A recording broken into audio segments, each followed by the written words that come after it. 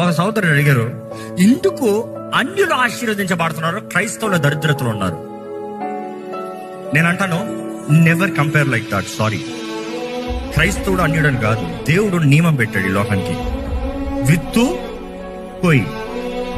నువ్వు అడగాల్సిన స్ట్రాటజీ ఏంటంటే, వాళ్ళు ఎందుకు అంత కష్టపడుతున్నారు, మనోళ్ళు ఎందుకు కష్టపడతలేదు అని అడుగు. మనోళ్ళు ఎందుకు సోమరులాగా ఉన్నారు, వాళ్ళు ఎందుకు కష్టపడుతున్నారు? అన్యుడైనంత మాత్రం ఆశ్రయించబడతలే, కష్టపడేవాడు మాత్రం పైకి వస్తున్నాడు. దేవుడు సృష్టికి నియమాలు పెట్టాడు, నువ్వు ఏం విత్తుతావో అది వస్తావు. కష్టపడుతున్నాడు. మనోడేమనుకో, మనోడి సంగతి చెప్తాను. దేవుడు చూసుకుంటాడులే, పడుకో. దేవుడు చూసుకుంటాడులే, మొబైల్ కలుపుకో. దేవుడు చూసుకుంటాడులే, పిచ్చి ఆశాలు వేసుకో.